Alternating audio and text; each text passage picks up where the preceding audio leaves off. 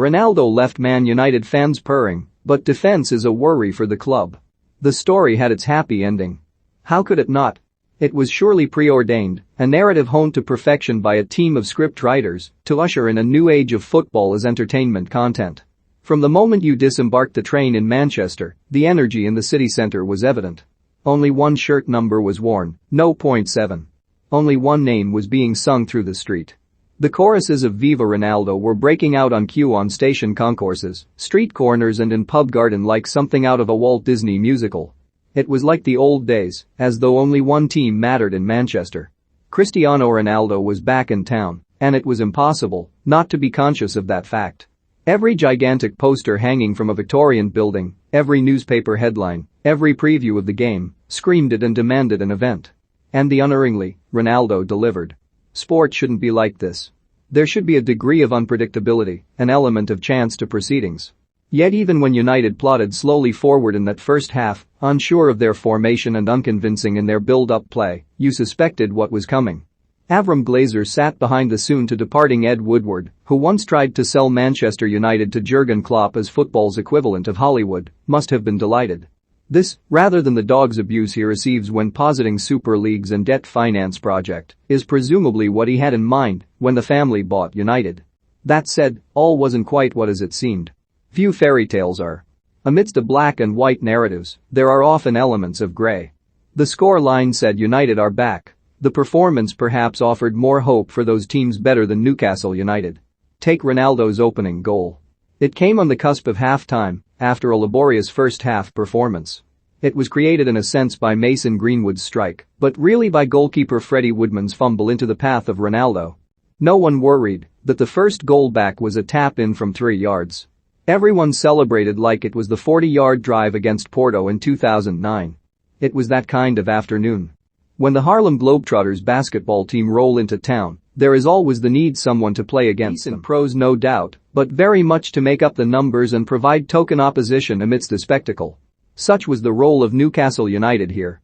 And yet they didn't quite fit the type. They did look as overawed as the younger United players by the occasion, not least Woodman, who had an afternoon to forget. But with cooler heads and calmer finishing, they might have upstaged the returning icon.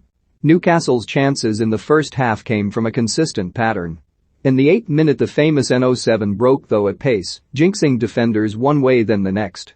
But when it came to the finish, Joelinton shot wide.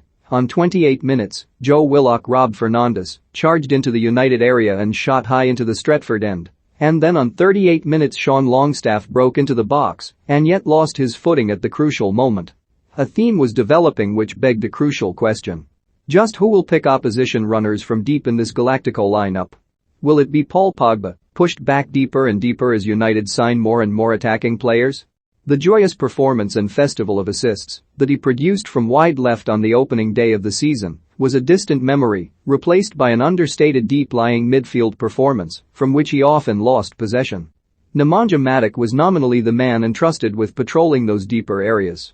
For the most part, Newcastle had only fitful ambition, and so he could do so here adequately. But you couldn't help but think of the original Galacticos, assembled by Florentino Perez at Real Madrid, which saw key-holding midfielder Claude Makélélé sacrificed so that the original Ronaldo, Zinedine Zidane, Luis Figo and David Beckham could all play. Incidentally, that quarter never won a trophy together in that era.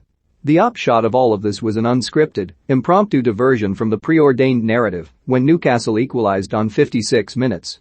Every opposition team analyst will surely eyeing up the acres of space in the United midfield when United are subject to a counter-attack. Miguel Almiron certainly relished it.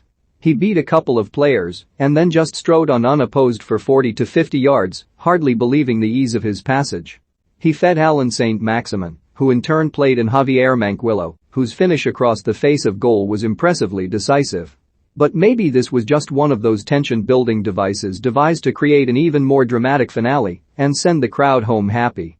For Luke Shaw then made a similar bold run into the Newcastle half and Ronaldo, with that scampering little sprint of his, demanded the ball be passed to him.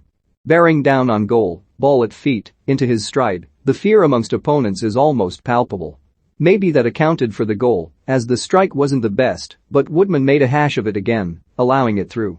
Bruno Fernandes would score the third on 80 minutes, a characteristic striker from the edge of the box which might have answered some questioned as whether he will thrive in his attacking role with Ronaldo. And at the end even Jesse Lingard was on the scoresheet, with a smile lighting up the stadium celebration. So Old Trafford didn't need quibble about the details. Viva Ronaldo cascaded around the stadium, the hero had returned, and all was well with the world.